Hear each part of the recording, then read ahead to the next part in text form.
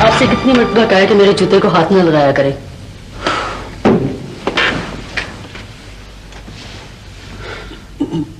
तुमसे कितनी मरतबा कहा है मुझे इस तरह से खौफजदा मत किया करो। बस इतना ही हौसला है? जी हाँ, इतना ही मिला है विरसे में। खाना खा लिया था। चाय पी ली। और ये गाउन इसी तरह से तशरीफ लाते हैं कॉलेज से जनाब अली? जी हाँ, आपको कोई एतराज है? जी नहीं, कोई एतराज नहीं, बल्कि हमारी तो ख्वाहिश है कि आप हर सुबह पहनकर ही गुस्ल फरमाया करें।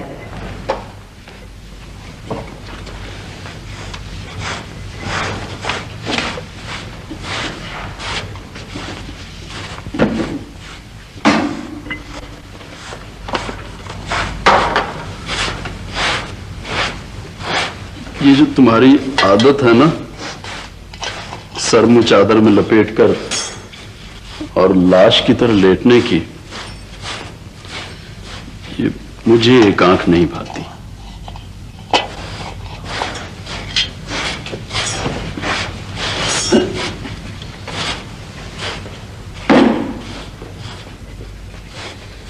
एक सेमिनार, एक ट्यूटोरियल ग्रुप, फिर प्रिंसिपल साहब के पास हाजिरी। 3 बजे से पहले कहां फरागत हो सकती है भला? और फिर मुझसे किस जुर्म के बर्दाश्त में पूरे 1 बजे खाना पकाया जाता है? इसलिए कि तुम खाना पकाने के सिवा और कर ही क्या सकती हो। और ये खाली डिबिया कौन उठाएगा? तुम और कौन? जी नहीं, जिसने गंद डाला है वही उठाए, मैं कोई जिम्मेदारी नहीं हूं। ये मेरे बाप का घर है, मैं जब चाहूं जिस कदर चाहूं गंद डाल सकता हूं, समझी? मेरे भी बाप का घर है, मुझे भी इख्तियार है कि मैं जब चाहूं। नहीं जनाब, ये आपके बाप का घर नहीं है। अगर मेरे बाप का घर नहीं तो किसी के बाप का घर नहीं।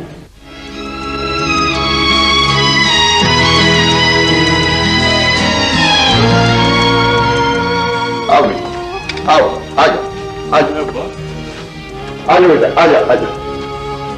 तेरी बहन है यूसुफ, और कौन हो सकता है?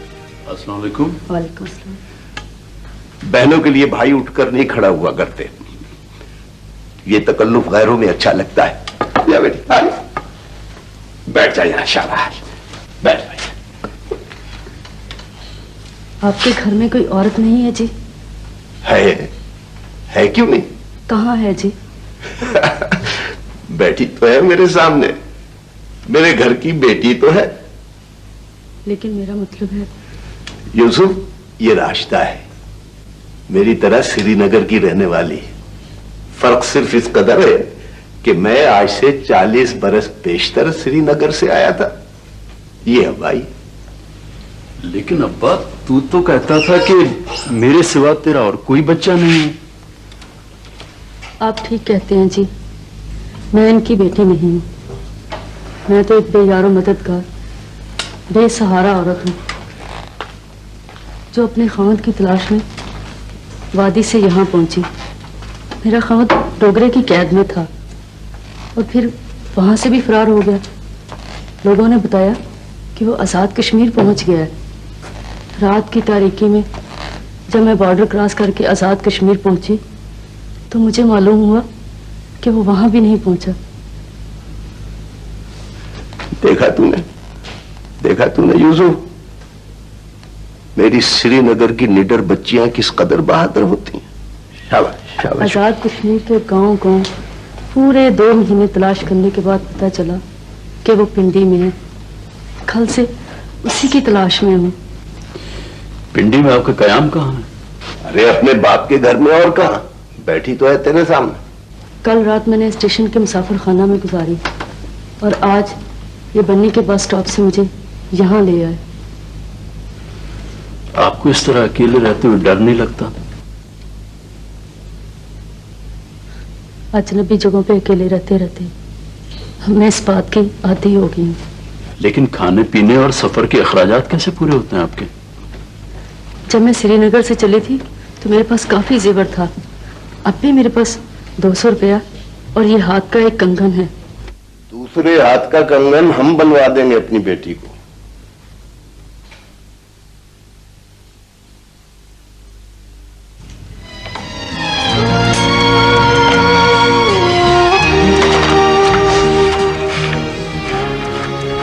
रास्ता रास्ता जी। तुमसे एक बात करनी थी। फरमाइए। पहले ये फेंको बाहर।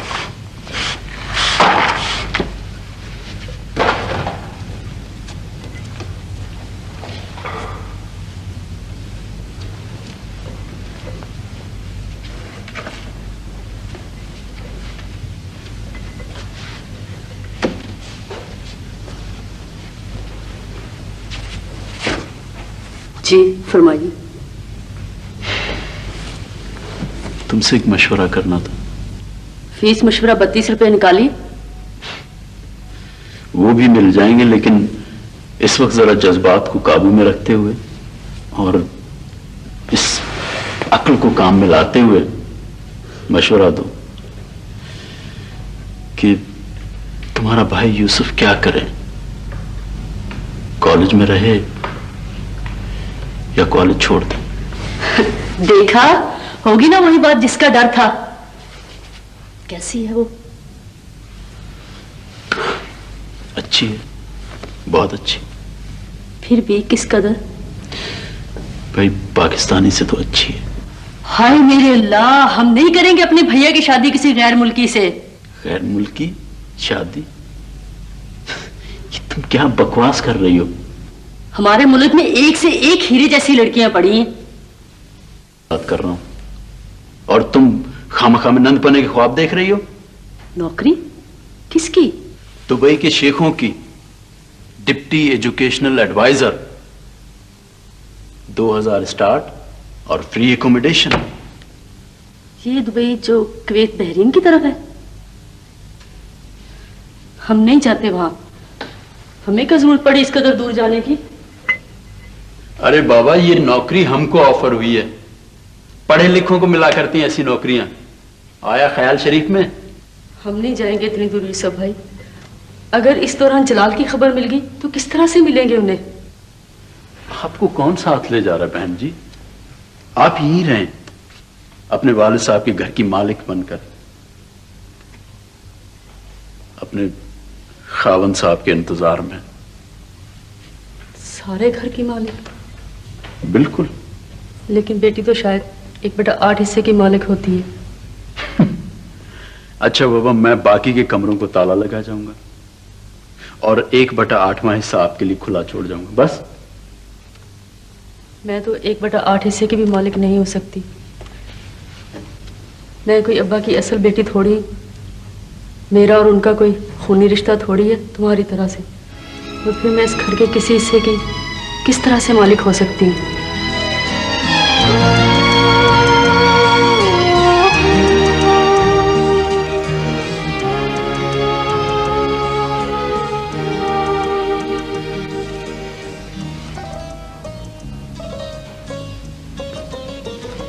अस्सलाम वालेकुम अब्बा। यूसुफ, जी। वो जो सैटेलाइट टाउन वाली कोठी मैंने तुझे दिखाई थी और जो तुझे बहुत पसंद थी, वो मैंने खरीद ली। सच अब्बा? राशिदा कहाँ है? वो शायद तहसीलदारों के बंगले पर गई होगी अम्मा हाजन को सलाम करने। ये ले चाबी, तीसरे के बाद वहां चले जाना। तीसरे के बाद अब्बा? आज जुमा है ना बेटा, कल हफ्ता है, परसों इतवार। इतवार की शाम को चले जाना तुम दोनों बहन भाई। दोनों बहन भाई? ये घर मैंने हकीम साहब के हाथ बेच दिया है। 3 लाख मिले, 2 लाख मेरे पास थे, उम्र भर के जोड़ जोड़ कर रखे थे। 5 लाख में सौदा हो गया। मैंने सोचा यूसुफ को पसंद है, आधी कोठी किराए पर भी दे देगा तो तेरे लिए बहुत है। लेकिन अब्बा, आज आप कुछ अजीब सी बातें कर रहे हैं। हकीम साहब से मैंने वादा किया था कि पीर या मंगल के रोज ये घर खाली कर दूंगा, तो तुम दोनों इतवार की शाम को ही चले जाना। हम लोगों में से आप अपने आप को क्यों निकाल रहे हैं अब्बा? यूसुफ यार, आदमी वक्त पर ही निकल जाए तो अच्छा है। ये चाबियां अपने पास हिफाजत से रखना, और ये रजिस्ट्री भी अपने नाम की। ये आपने मेरे नाम क्यों करवाई? अरे बेटा, अब तू ही तो सियाना है इस घर में, पढ़ा लिखा प्रोफेसर साहब। मेरे बाद भी तो तुझी को जानी थी ये कोठी, तो मैंने सोचा वक्त से पहले तेरे नाम कर दी जाए ताकि बाद में तुझे कोई तकलीफ ना हो। लेकिन अब्बा, आपके बाद कानून और मजहब की रूह से मुझे ही इस जायदाद का वारिस बनना है, तो फिर आपने ये तकल्लुफ क्यों किया? तुझे तो वकील होना चाहिए था यूसुफ, खूब जिरा करता अपने गवाहों पर। नहीं अब्बा, आपने ये क्यों कहा कि बाद में तुम्हें तकलीफ ना हो? मुंह से निकल गया बाबा, मुंह से निकल गया। नहीं अब्बा, अगर आप मुझे असली बात नहीं बताएंगे ना, तो मैं आपसे नहीं बोलूंगा। बस बोल बेटा बोल, तू मुझसे नहीं बोलेगा तो कौन बोलेगा? अब्बा, अगर आपने मुझे असल बात नहीं बताई तो मैं ये रजिस्ट्री अभी यहीं फाड़ दूंगा आपके सामने, और ये चाबियां मैं यहीं फेंक जाऊंगा, और हमेशा ऐसे इस घर के लिए। सबर सबर मेरे जान, सबर। नहीं अब्बा, मैं और सबर नहीं कर सकता। देख यूसुफ, तुझे मेरे बाद तकलीफ ना हो, मैंने इसलिए कहा, और ये रजिस्ट्री इसलिए तेरे नाम की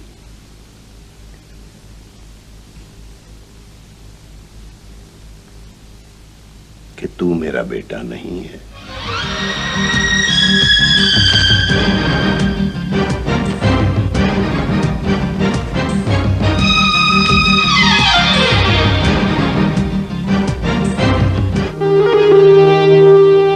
से 27 बरस पहले आधी रात को राजा बाजार के एक ठंडे तमूर के पहलू से मैंने तुझे उठाया था और अपने लंबे कोट के बटन खोलकर तुझे अपने सीने से लगा लिया था। तेरा नीम मुर्दा जिस्म सर्दी से पत्ते की तरह कांप रहा था। पिंडी को कोहरे ने अपनी लपेट में ले रखा था और मरी की पहाड़ियों पर बर्फ गिर रही थी। तू उस वक्त मुश्किल से बोल सकता था, लेकिन मेरे गर्म जिस्म ने तेरे रगों में खून को हरकत दी और तूने मेरे कोट के गिरेबान से घुंघरू के बच्चे की तरह मुंह बाहर निकाल कर कहा, अब्बा। मैंने तेरे माथे पर अपना सर रख दिया, तेरे माथे पर मैले पसीने से गुंदे हुए आटे की और तनूर की जली हुई मिट्टी की खुशबू आ रही थी। उस दिन पहली बार मुझे अपने मुंह से आती हुई बू बहुत बुरी लगी। मैंने तेरे सर पर अपनी ठोरी रखकर कहा, आज से बाद तेरे अब्बा के मुंह से ये बू नहीं आएगी। यूसुफ बेटे, मेरे बाद तुझे तकलीफ न हो, मैंने इसलिए कहा कि जमाना बड़ा बेमुरवत है बेटा, और इसीलिए ये रजिस्ट्री तेरे नाम कर दी।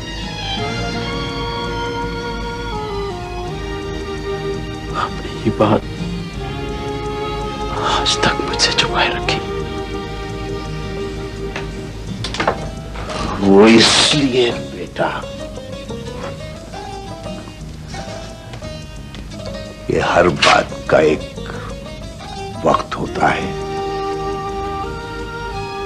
और हर ऐलान का एक मकाम होता है। मेरे बाद राशिदा को कोई तकलीफ ना होने देना। राशिदा मेरी बेटी है कि मेरे श्रीनगर की बेटी है, और तू मेरा बेटा है कि तेरी रगों में मेहनत और शफकत का खून दौड़ रहा है। राशिदा को किसी कमी का एहसास न होने देना, चाहे इसमें तेरी जान ही क्यों ना चली जाए।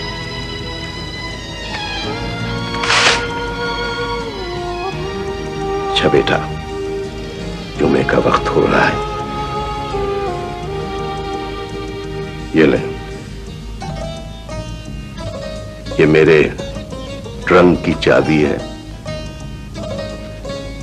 उस ट्रंक में मेरी आखिरी जरूरत का तमाम सामान मौजूद है। अच्छा बेटे, खुदा हाफिज।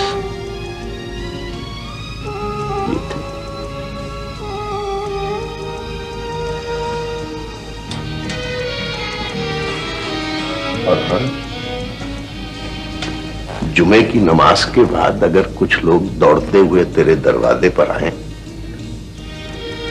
और तुझे कोई खबर सुनाए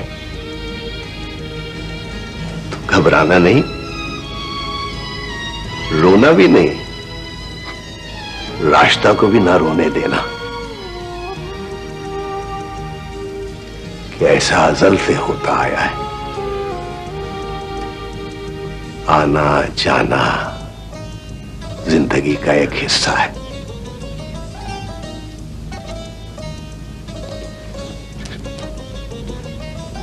खुदा हाफिज बेटा।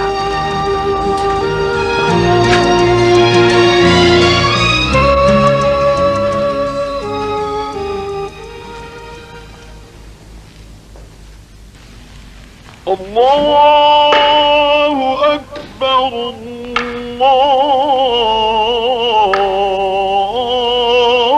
अल्लाहु अकबर, ला इलाहा इल्लल्लाह।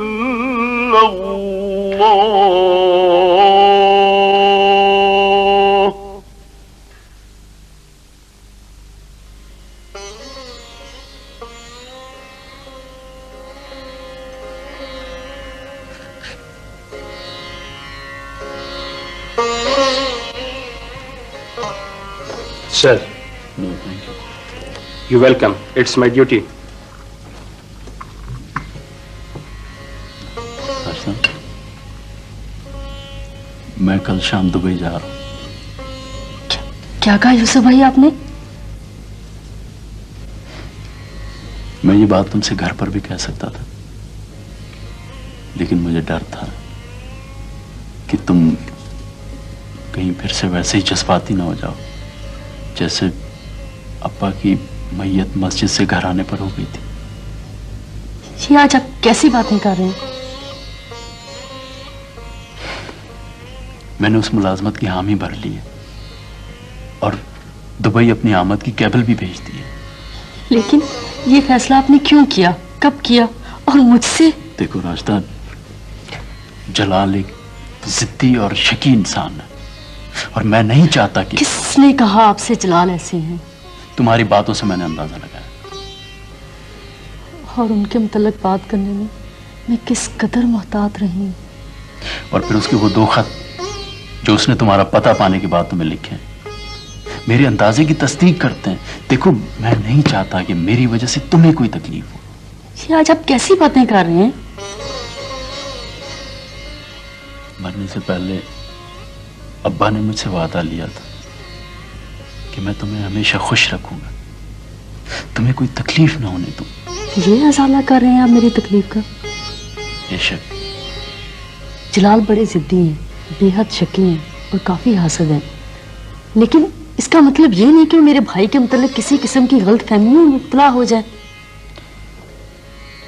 मैं उसका दूसरा खत भी पढ़ चुका हूं और मुझे अफसोस है कि मैंने वो तुम्हारे तकिए के नीचे से निकाला और तुम्हारी इजाजत के बगैर उसे पढ़ा। वो जब आपसे मिलेंगे तो उनका सारा शक दूर हो जाएगा। ये एक ऐसी सूरत हाल है रास्ता कि उसकी जगह अगर मैं होता तो भी शायद यही महसूस करता। लेकिन मैं उन्हें पिछले 5 साल के सारे वाकयात तफसील से लिख चुकी हूँ। लिखने से या कहने से या सफाई पेश करने से लोगों के शक दूर हो सकते तो ये जिंदगी बड़ी आसान और बहुत खुशगवार होती है। और चाहे सर? No thank you. इसका मतलब ये हुआ कि आप यहाँ से फरार हो गए, उन्हें और शक में मुब्तला करना चाहते हैं। पता नहीं क्या बात है रास्ता, मुझे यूं महसूस होता है कि अगर मैं यहाँ रहा तो तुम दोनों के बीच अलहदगी की एक दीवार बन जाऊंगा। यूसुफ भाई प्लीज। अजल से इंसान की फितरत ऐसी ही रही है रास्ता कि वो हमेशा बुराई के लिए मुतजस्सिस रहता है, कभी उसे अपनाने के लिए बेचैन, कभी उसे दूर करने के लिए बेकरार। आदमी कैसा भी नेक क्यों ना हो, उसकी तवज्जो हमेशा बुराई की तरफ मरकूज रहती है, कभी मुस्बत कभी मनफी। जलाल भी तो इंसान है। जलाल बहुत पढ़े लिखे आदमी है। पढ़ा लिखा आदमी तो और भी खदशात का मारा होता है। उसके जहन में शक का सपोलिया हर वक्त पीला पीला जहर उगलता रहता है। सियासत से लेकर मजहब तक उसे किसी बात में यकीन ही नहीं होता। ये लो। क्या है इन कागजात? ये हमारे बंगले के कागजात मैंने तुम्हारे नाम गिफ्ट कर दिए। मुझे इन कागजात की जरूरत नहीं। ये मेरा काम नहीं है, ये अब्बा मरहूम की वसीयत थी और अगर तुम उनकी रूह से बगावत करना चाहती हो तो शौक से फाड़ कर फेंक दो।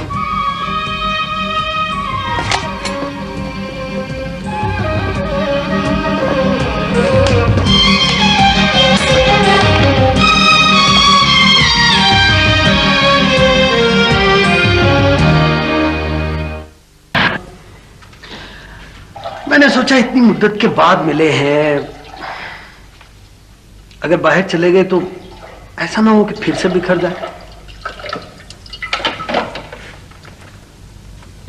और यूसुफ भाई किस कदर जिद्दी निकले। मैंने लाख मिन्नत खुशामद की मगर चले ही गए। यूसुफ भाई, अब मेरा ख्याल है कि उसने अच्छा ही किया वो चला गया। मैंने कहा कि जलाल से तो मिलके जाइएगा मगर माने ही नहीं। वो बड़ा ज़हीन नौजवान है। मैंने कहा कि जलाल आपसे मिलके बहुत खुश होंगे।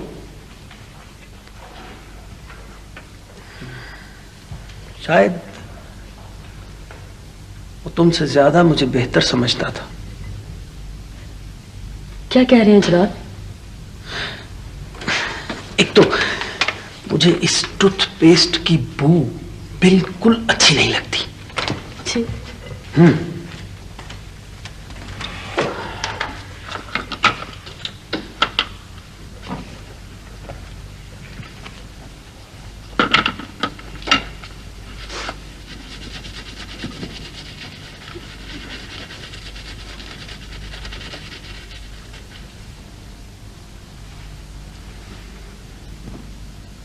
वो तुम्हारा बाप, मुंह बोला बाप, वो भी इसी आने में अपनी सूरत देखा करता था। वो तुम्हारा मुंह बोला बाप भी इसी आने में अपनी सूरत देखा करता था। अब्बा तो इस घर में आए ही नहीं। उन्होंने ये बंगला खरीदा जरूर, मगर रहना नसीब ना हुआ।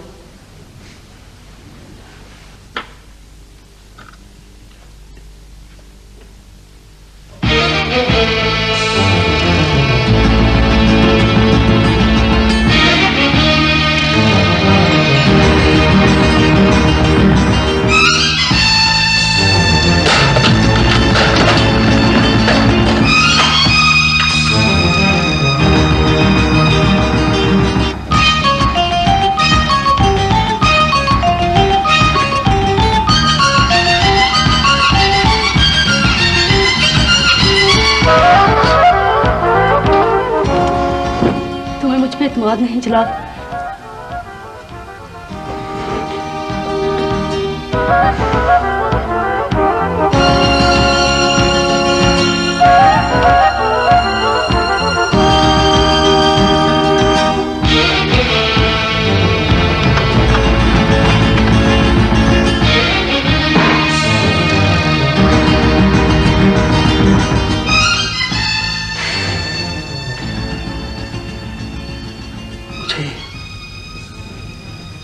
शख्स पर एतमाद है सिपाही, अपनी जात की। तुम नहीं जानती रास्ता। जब इंसान कम एतमादी का शिकार हो जाता है ना, तो उसे हर शख्स चोर, बेईमान, बदफितरत और बदकिरदार दिखाई देने लगता है। मेरा ज़हन ये कहता है कि तुम और यूसुफ बहन भाई हो सकते हो, बहन भाई हो, मगर दिल नहीं मानता। दिल कहता है कि ऐसा नहीं हो सकता, ऐसा नहीं है।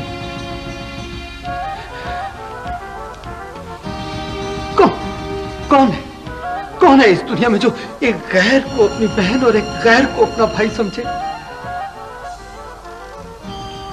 लाखों में एक या फिर करोड़ों में। ऐसा तो हो सकता है ना जलाल? वही ज़हन की बात की और वही अदाद-ओ-शुमार की बात की। फिर मैं दिल की बात कर रहा हूं, दिल की बात।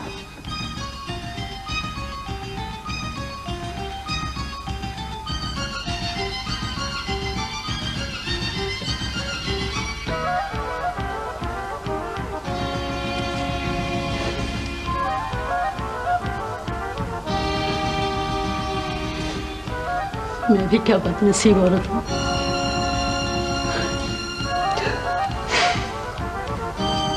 शायद मैं तुमसे ज्यादा बदनसीब, ज्यादा दुखी और ज्यादा परेशान।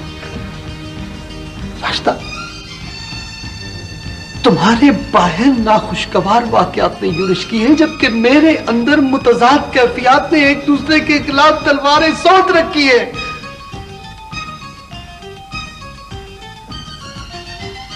तुम्हें मुझ पर यकीन नहीं जलाल?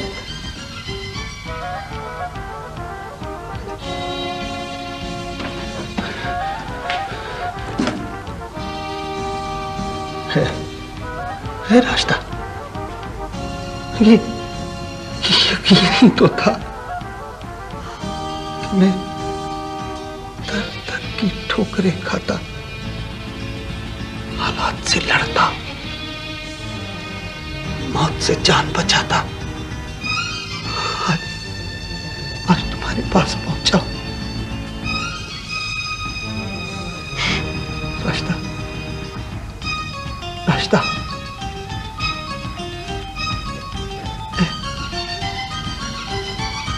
तुमसे माफी मांग।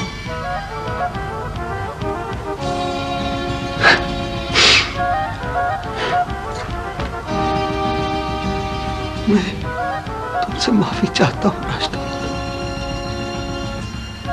मैंने तुम्हारा दिल दुखा, तुम्हें तकलीफ दी। जलाल,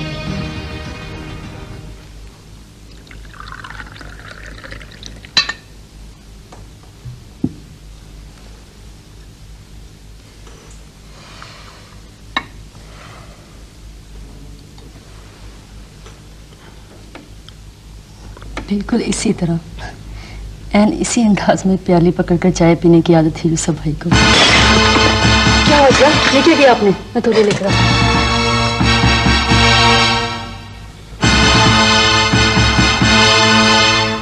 मैं आपके लिए और चाय बनाती हूँ। नहीं, तुम पियो, पियो पियो पियो।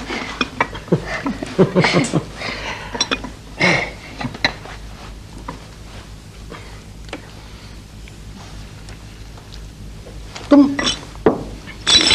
उसके साथ इस रेस्टोरेंट में भी आया करती थी? हाँ, कभी कभी। जब पहली तारीख को उन्हें तनख्वाह मिला करती थी तो वो कहा करते थे, चलो रास्ता, चलकर याशी करते हैं किसी रेस्टोरेंट में।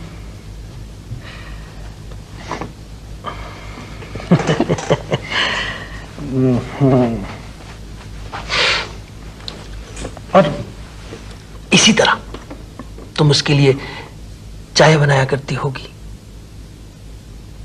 और वो तो बहुत सारी अच्छी अच्छी चीजों का ऑर्डर दिया करता होगा तुम्हारे लिए। अच्छा, फिर चाय पी चुकने के बाद हम अक्सर इकट्ठे फिल्म देखा करते थे, आखिरी शो।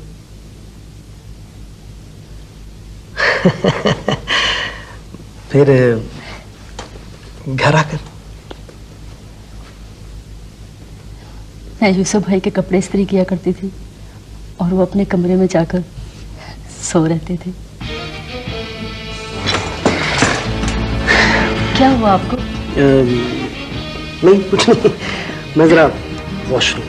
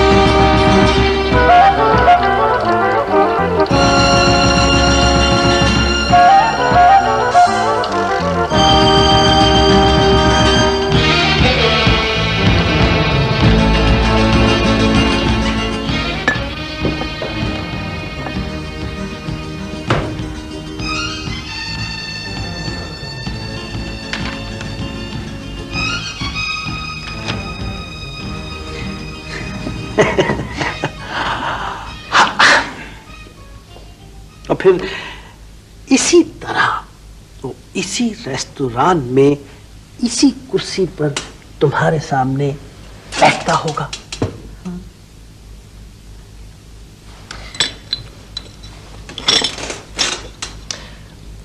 और फिर तुम्हारा पर्स इसी तरह मेज पर रखा रहता होगा।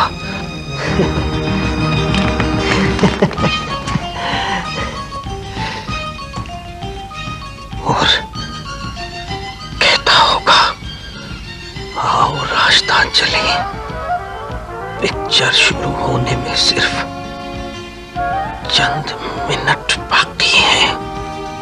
आओ राजस्थान, फिल्म शुरू होने में चंद ही मिनट बाकी हैं। आओ चलें।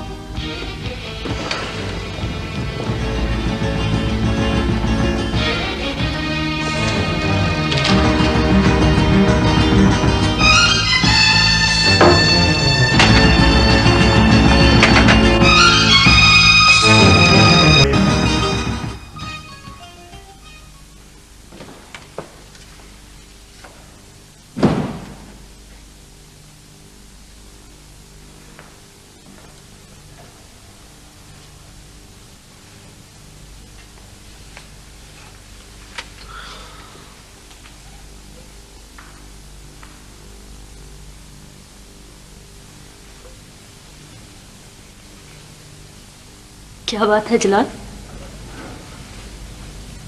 कुछ नहीं।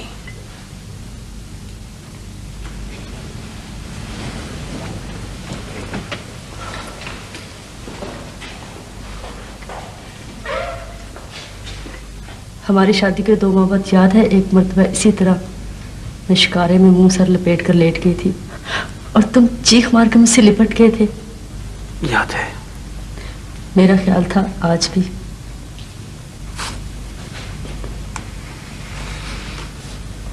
मैं आज भी उसी तरह चीखने लगा था, मगर अचानक मुझे ख्याल आया कि शायद तुम यूसुफ को डराने के लिए भी मैं अक्सर यूसुफ भाई को इसी तरह डराया करती थी। मैं इसीलिए आराम से आकर यहां पर बैठ गया था।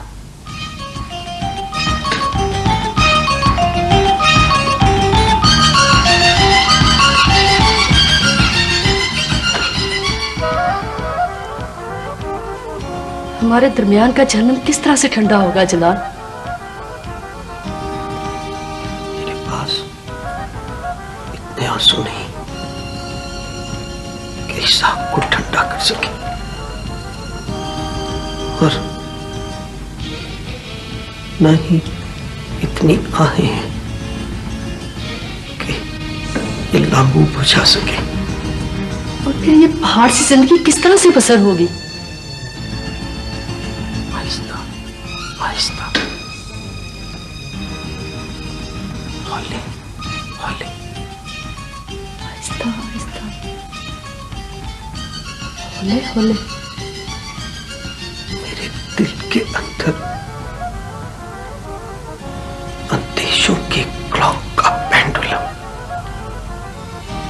हर वक्त, हर लम्हा आगे पीछे झूल रहा है, आगे पीछे हर लपक के साथ झूलते हुए उससे एक ही आवाज निकलती कि यूसुफ, तुम्हें एक भाई की तरह प्यार करता था और एक मर्द की तरह चाहता था। जलाल, मैं इस लपक से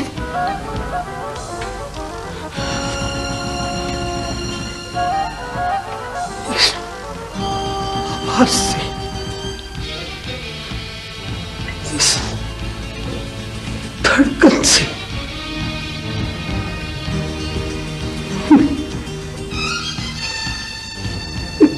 कहाँ भाग जाऊं रास्ता? कहाँ? कहीं नहीं भाग सकते जनाब, कभी नहीं भाग सकते। मुझे मालूम है इसके पीछे किसका हाथ है।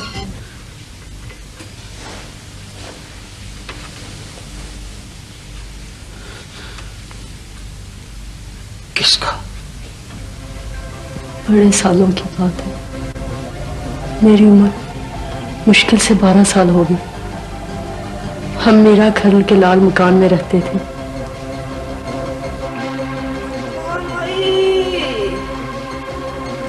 दुनिया 70 पीर हटा दे या मकई दे, तेरे खेत अफरान से भरे, तेरे घर गलीचों से। ला बीबी, अल्लाह तेरा भला करे। ला बीबी,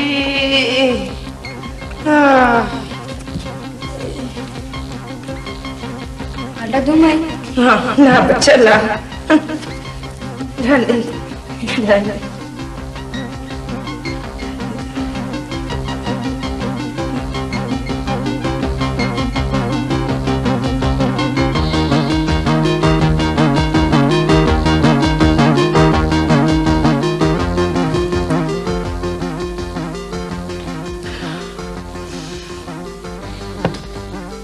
चुटकी चुटकी खराब देने वाली अपने घर में बसेगी तो सही, लेकिन चुटकी चुटकी होकर अपने घर वाले के दिल में रहेगी जरूर, पर चुटकी चुटकी होकर। जा ले जा आटा अपना।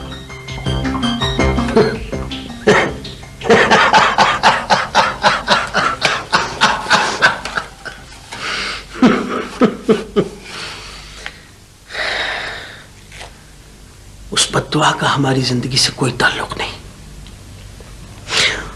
और वैसे भी ये बड़ी ज़ईफ़ुल इत्तेक़ादी की बातें हैं, मैं इन्हें नहीं मानता। मैं सिर्फ अपने दिल की आवाज का पैरो। तुम्हारे दिल की आवाज क्या कहती है जलाल?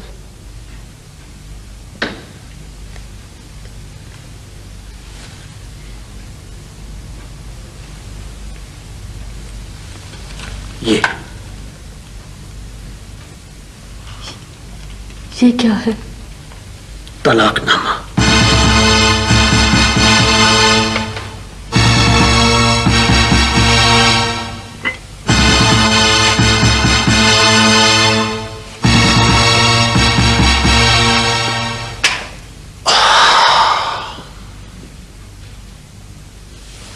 मैं कहाँ जाऊं जलाल?